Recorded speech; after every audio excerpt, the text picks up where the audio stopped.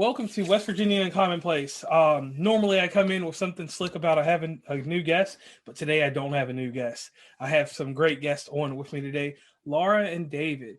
They are back to talk about their book, Everlong. And yes, they did talk about it previously on the show, but we didn't go in depth. It's getting closer to the release date. A lot has changed with them. And when I say a lot, I'm talking about social media presence. I'm talking about their appearance. They've gone back in time and they're looking a little bit younger than what they did the last time I talked to them. So many things have happened since then. So I will give the floor to Laura and David to reintroduce themselves to the audience and to tell what's going on, and then we'll get in depth with these questions. Hello, West Virginia on Commonplace. This is Laura. And I'm Dave. Hey, bro. Doing well. We're in the UK. We're still living in the same place, unfortunately, but hopefully that changes soon. And yeah, we're so excited to be back on the show, aren't we? Yeah, It's great to be back on. Yeah, it's great to be back. Thank you. Okay, so I'm glad to have you guys back once again. And the great thing is that you all have so many ventures going on in life, but the book right now is the main focal point. Everlong. Laura, would you please explain to the audience how this book got started? And what I mean by how it got started, like everyone sits down at some point and is like, I want to do something. I want to do this or that. Like I said, I wanted to do a podcast. So I sat down and I researched a little bit of information. But when did you just like sit down one day with a cup of coffee or whatever you drink and decide, I want to write a book? You know, it's been something since I was in, I would say, secondary school that I'd always wanted to write a book, and I never knew what I wanted to write about. And again, I never knew if I could. I have dyslexia. It's no secret. I do have dyslexia. I was told I had dyslexia in year 6, so last year of primary school. So I always wanted to do it, and I didn't think I could. And then, me and David got together, and it was something that we had a conversation about, wasn't it? There's not many positive, stories on age gap couples. There's a lot of negativity. There's a lot of stigma in movies and media in general. And I wanted to change that. And Dave said, well, do you know what? Why don't you write our love story? Why don't you tell the story of how we met and our ups and downs? And maybe we can help others, inspire others, show others couples that they're not alone. Because we felt alone. We felt that we were the only age gap couple around. We didn't know anybody, did we? And it was something that I always wanted to do. So when I decided to put pen to paper, that was it. I was like, right, I'm doing this. I'm going to write about our story, and I'm going to hopefully help others, help others in the sense of feeling confident in their relationship, being able to cope with their mental health, tips and tricks on that, how to, free resources. It was just something that I always wanted to do. Okay, now Dave, I like you because you're the comedic relief here. A simple Facebook friend request, okay, and you guys start this love affair. What age did you develop being a romantic? A romantic? Yes. I just guess it's how your other partner makes you feel. It's got a lot to do with it. I mean, if there's that certain starry-eyed feeling coming, emitting from the other side, the partner, then I suppose that makes you behave in sort of ways. I don't know. It's a big mystery. But maybe I have that in me anyway. I don't know. I would say that you're a very romantic person anyway. Not all the time. I would say you're a very passionate person, and you're very in touch with your feelings. And I've grown to sort of because I'm now 50 plus. I don't feel it, but you meet a lot of people along your journey, and you can be really ignorant. You can be all sorts of not being fair to other humans. But I suppose I don't know if it's got anything to do with I love animals, and people tend to sort of treat their animals sort of like in a loving way. So why don't you treat humans in the same kind of way? Okay, yeah, the same manner. Okay, so I can see where you get that from. All right, so, and this is a question for both you guys, so y'all can answer however you want to, or you can do it together. All right, so y'all, Dave gives you a little bit of a concept for the book. You decide to put the book to pen and paper. How did you start the first page of this, and how did Dave react when you did the first page or typed it up? How did he react to that? So the first page that you see now, so the first page is a homage, and not many people know this, but it's actually a homage to a Cinderella story, which is a movie that I watched as a kid. And it's one of those movies, that's inspired by obviously Cinderella, and it's inspired by, finding your happily ever after. So I wanted to pay homage to that in the final copy, which is what you read now. However, when I first started writing the book, it looked nothing like that. So the first page was I remember starting it almost in like a diary style. And I wasn't 100% sure because I hadn't found my creative style yet. I hadn't written since like I was at school, so years ago. I hadn't written in between. So to try and find a style was a little bit tricky to start with. But you found you said that I had potential, didn't you, to write something? Yeah, when she was feeling at a low point, and when she didn't have much faith in what she was doing, that's when I first wrote. Maybe when I first read a chapter, and then realised that she did have a really good style of writing, unique to her. And so I just started bigging her up and trying to raise her faith in what she was doing. So it's supportiveness, really. Okay. Now, you're in the middle of this book because, like, this is the thing, like, I always tell authors and content creators. You're out here, you're writing a book, and the steps that you're telling now are the steps that are going to help someone achieve their goal of writing a book, also. And that's something we discuss always before we do a podcast and different things like that.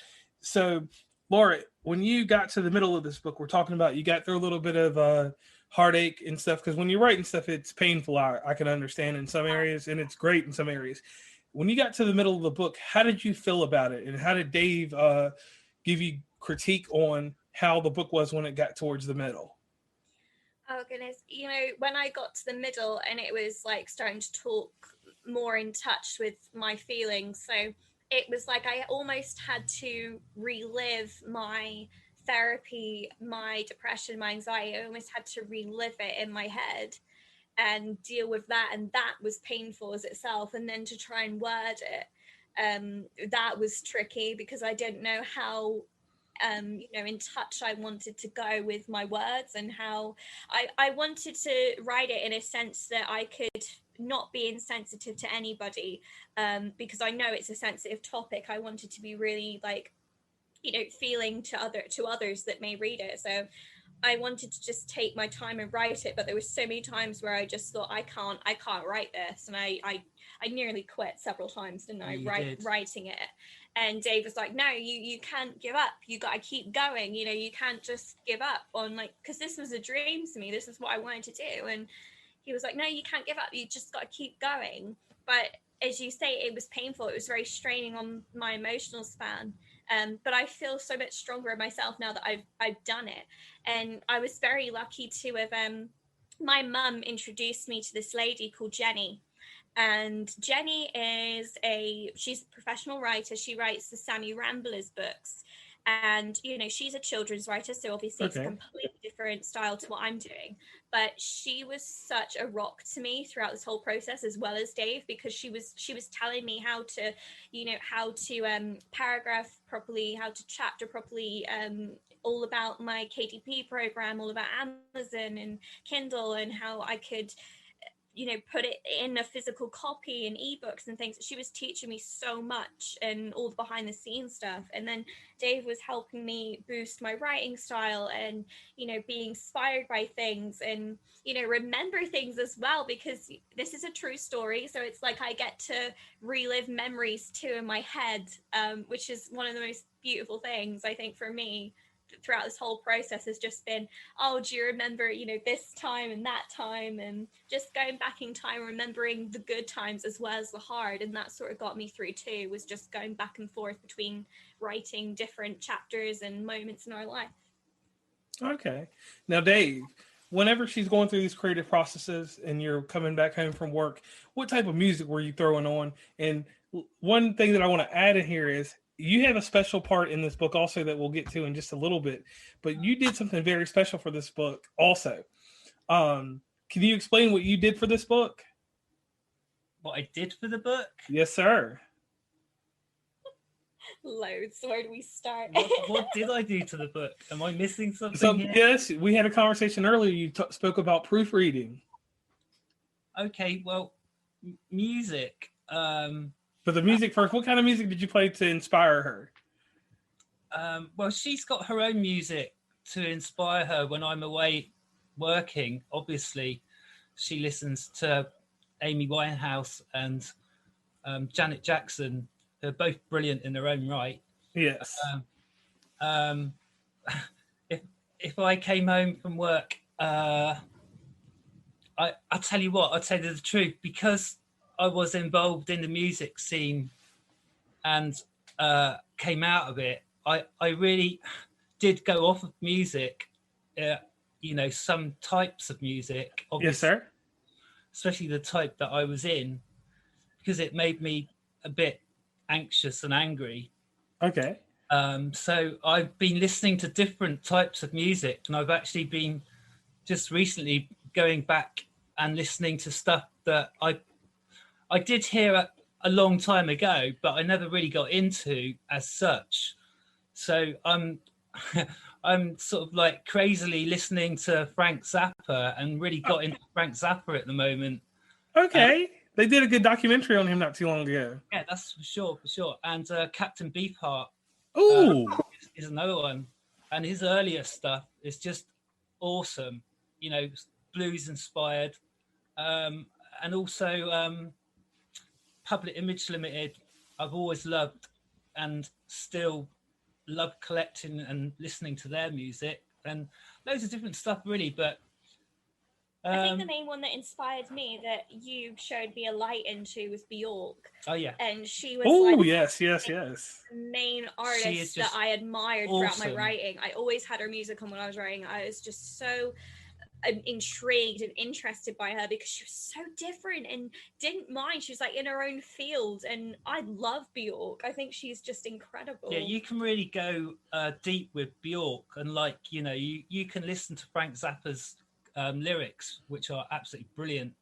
And I add, and his guitaring, but different again for Bjork, because you can just shut your eyes and go somewhere with her.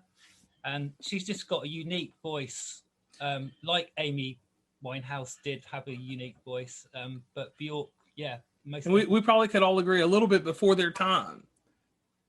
Yeah. Yeah, a little bit before their time. And then in Amy Winehouse, though, she went back and forth because, little bit of music that she did with, if I'm correct, wasn't it Tony Bennett? Yes, she did a song with Tony Bennett, Body and Soul. Right.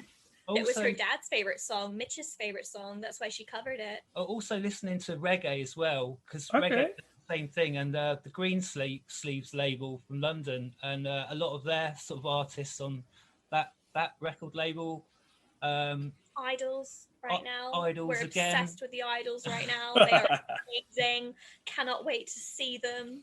Love them. Me as well, again, I found this band through the Idols, because Joe did a song with them, Larry Pink the Human. Love them too. They're really different and doing their own thing. I love them too. That was the music, really. Loads of different variety of all sorts. I always listen to what Dave plays me. Dave has recently started playing me a little bit of DJ music, haven't you? different variations of like techno and all sorts, haven't you? Well, That I've started listening to in the car. yeah, a lot of London producers that I know. Can I name them? Chris Liberator, Yeah. Dave the Drummer. Marky G, I like. Yeah, I mean, all those sort of things give you a different slant and like on feelings. And she wants me to teach her I want to learn to so DJ bad. properly on the decks and vinyl here. So that's really good. So something's really positive's come out of that, playing her sort of techno. Okay, so the music has set a different mode and a different mood whenever you've been writing. Sure. Now, Dave, one thing that we did talk about outside of this podcast, your proofreading. Can you tell the audience a little bit about that? Proofreading. Yeah, with your glasses. It's really difficult because I hadn't read the book really in all the time that she was writing it. I mean, yeah, I knew she was getting on with it. I was just making sure every month, like, you know, how you doing, you know, and if she was struggling, then she would tell me about it. And I mean, there was a time when she got rid of at least 30,000 words. Woo! Which is a big chunk of the book. I mean, the book probably would have been thicker, but because I've sort of like I've sort of said to her, you know, it's rather quality than quantity is one thing, you know. Yes. So yeah, she edited it herself really first and got rid of stuff that she wasn't happy with, which is a good start, and rewrote certain chapters and all for the better. So yeah, then eventually, only a couple of months ago, I suppose now, or a month ago. Yeah, about month. I read the book. I read a finished sort of promo article, a promo book, all the way through. It took me. I did it in a week. You did it in a week, and then you read it and twice. Then straight after, she wanted me to edit it, so I had to read the book twice in 2 weeks. And yeah, I was pretty sort of like exhausted by the 2 weeks because I'd read it and then I'd read it again in a short space of time, going over how it was, how my grammar and everything. Yeah, the grammar, everything. You know, full stops. You know, commas, and it was a very detailed process. Yeah, it was quite. I was quite tired by the time that I read it. Not saying that it tired me out, but it's just the fact that you've got to be really on the ball. And yet I probably still missed a couple of things because I've never edited before as well. So this was a big test for me as well. You know, my eyesight's not that good, so I had to really concentrate. And I could only do that after, you know, 3 days I work. So I come home from work and I'm pretty tired. So not all the time, you know, I felt like I thought, right, I'll do a chapter tonight, or I'll do, you know, however much like I could in one night, you know, and it was always at night, you know. Yeah. So it was a big test for me as well, because I'd never done that before for anyone. But now you have a new title. You're an editor. I don't know about that. I mean, thank you for giving me that title. You know, you got many titles, babe. many titles. So he edited that. Now, Laura, when you got to the complete finished product of your book, I'm talking about you were done. Dave went in and proofread it, and before you submitted it back to KDP or anything. What did you do when you finished? Like, did you get yourself like a snack or anything, or did you praise, or did you dance around? What did you do when you finished this book? I cried first, I remember. And you sent me a message. I remember I cried first. Dave was at work, and I cried because I think because the ending as well was so special to us for so many different reasons, and you know how far we'd come, and it was just like I say, I had to relive everything. So I just cried with I'd finished it, and it was like the emotional strain had just gone. And it was like, oh, I've wanted to do this for so long and it's finished. And then I text Dave straight away because you were at work. And I told Dave, and then I phoned my mum, and she was like really excited. And I told Jenny, and she was so excited, and everyone was just like, Jenny said to me the day I was about to upload the book, she's like, I'm on standby, like on WhatsApp. She's like, I'm on standby, because she was telling me like what I had to do, what formats I had to do, like really breaking it down, making it really easy for me.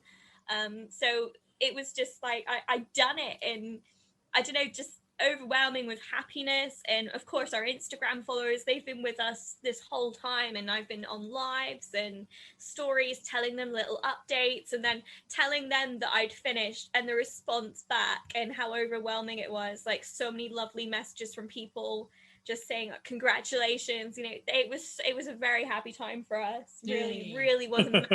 We were like on like cloud nine, like really was amazing. Yeah, because it's about a year and a half it took, really. Yeah, it took a long time, and it pays off. You put loads of effort in, it pays off. And I think the main thing was that I wasn't trying to be, it's like I tell people now, and when I get asked about it, it's like I'm not trying to be this best-selling professional author. I'm not trying to do that. I'm just trying to share my story and spread awareness to something that is a stigma negative topic that people like to send horribleness to. And it was something that I wanted to do and turn it into a positive. And it's like therapeutic for me, because I get to turn depression, anxiety into something that is strength and happiness for me. What I loved about it reading it the second time, is how many emotions it pulls you through. And okay. And there's all sorts of emotions, and I felt a real roller coaster ride for emotions. And like, for instance, the way she wrote about my father, my dad, was just, it nearly made me cry, because she wrote it so beautifully. And a credit to her for putting it in such a way that it nearly made me well up. And then also the way that the end of the book, the play on lyrics, the last three chapters really sort of like they take you up, and they take you somewhere. And like it at the end, when we went to Reading, and the experiences that we had, and the way she writes about it, it's just, I think it's just brilliantly written, because of the emotions that you can't put the book down. Once you get halfway, it's like, wow, this is going somewhere. And it literally like takes off, and it really does pull you from like your insides out and your outsides in. Okay, I like that. I like that a lot. Now, here comes the hard question, and this is the one that sometimes authors, like, I'll ask this question before I put them on the air with me, but I didn't do this with you guys. What is life like after the book? Because you took so much time. It's almost like that labor of love. It was part of your life. What is it like not having that now? Not having that, not saying it's a hobby, but having something inside your house that you were doing constantly, and you were doing it apart and together. But what is it like to know like that is not happening anymore? What do y'all do to fill that void now? Because that book took a lot of time from both of you guys. Relief, definitely relief. I feel refreshed. Like I said, I found it very therapeutic when I was, writing about mental health and the stigma, and, how I came through it, and all the different, like I say, all the different emotions. I felt refreshed, and I feel a lot stronger now myself. It is weird not sitting at the laptop and, thinking of ideas and, playing with like characteristics of people and, for example, trees and, things like that, weather. And it's weird not having that, to sit down and write about it. But I mean, I'm on to the next, what is my next project going to be? I have no idea. I've got lots of ideas of things that I would like to do. I don't know. It's very strange. It's like I look at my laptop and I'm like disassociated because I don't have my book to write now. It's very strange. But yeah, I feel refreshed, and it was amazing to be able to write it. I suppose it's similar for like some producer musician writing a piece and then mixing it and getting it produced and going over it and making sure everything's right, and then in the end you got your vinyl record maybe sort of released, and it's a little bit like that, I suppose. To me, Yes.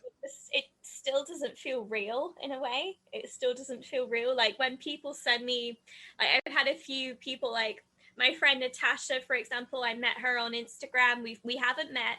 Natasha and her partner Ben, they sent me this beautiful card, and I get so emotional because I didn't expect it, and it came through the post, and they sent me this congratulations card for my book, and I've got that in the front room, and then to have all these lovely like Instagram stories, people tag me in, oh look, I've got your book, I'm reading it when I'm having my coffee, or I'm reading it on my like college break or whatever, like my friend Becca does. She reads it in between college and nighttime, and now her partner's reading it, Mark. Like it's so lovely to like see that people are really loving it and enjoying it and taking different things from it too. And the feedback so far has been really lovely. It's been really overwhelming. I never expected so much love and kindness from people because, we have had a lot of negativity online. So it's nice to just have so much positive now that's come out of something. And yeah, it's really refreshing. Yeah, it is lovely hearing people enjoying the book and enjoying the read and telling Laura about it, and it makes it all the worthwhile. All the good positive feedback really makes it worthwhile. And I'm glad that that's happened for you guys, and I'm glad that you were able to work together on this. But there's one important thing that we need to do, guys. We need a plug where everybody can get this book, because you will be amazed. And me and you all, I consider you guys friends of mine. We talk about advertisement and different things like that. You never understand that we put things out there on Instagram story, on Instagram, Facebook, everywhere on the earth, even my favorite place, Snapchat. Some people still miss it. So could you guys plug where the books are at, what book is available right now, and the release date for the Kindle edition? Okay, girl, love Take it that. away, girl. Right, drum roll, please. Go get him. Go get him. Go get him. So, Everlong is available on Amazon and Kindle. The paperback version is £14 and the Kindle edition is £7. You can purchase the paperback version now on Amazon. So, the link is currently in our Instagram bio as well as on Amazon categories. So I'll get to that in a second. So if you want to go the easy route to find it, go on our Instagram, which is at lauramarie.davidoliver. That's lauramarie.davidoliver. Click on our Linktree account in our bio. It's the top link. As you click on that, it directs you straight to the Amazon page where you can purchase. Or if you want to shop by category, my book can be found in the love and romance section and, of course, erotic. If you want to purchase the Kindle edition, click on the same link and change the format, obviously, to Kindle. That one is on pre-order and will be released on Valentine's Day, February 14th this year. Oh, wow. All right. And another thing, audience, this podcast will be coming out February 6th. I will be asking Laura and David to do something special afterwards, after we're done with this podcast. And the next thing that we'll do will actually be up today, January 22nd. So once again, Laura and David, I want to thank you guys for being on West Virginia and Commonplace. Your story, your life, your love, that's inspiring for everyone. Is there anything that you guys want to let the audience know going into the future? Just anything. If Dave, you have something going on your end, or Laura, if you just have like a special bit that you have going on.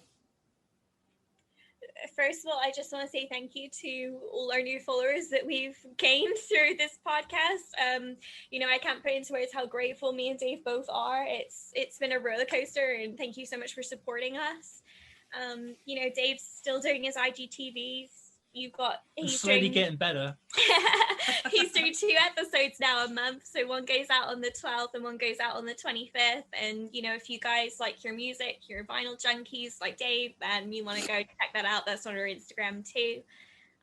Yeah, just thank you for your support, your time. We love being on this podcast. We really love this show. It's been lovely being here. And What does that actually say? Loving H3. we love H3. We really want to go on that podcast with peace and love. We want to go on that podcast with peace and love. All right. Podcast. All right. All right. Ethan and Gila. All right. Well, thank you once again, guys, for being on the podcast. Okay. Oh, Thank cheers, you so bro. much for having It's us on. lovely always talking to you. All right. You too.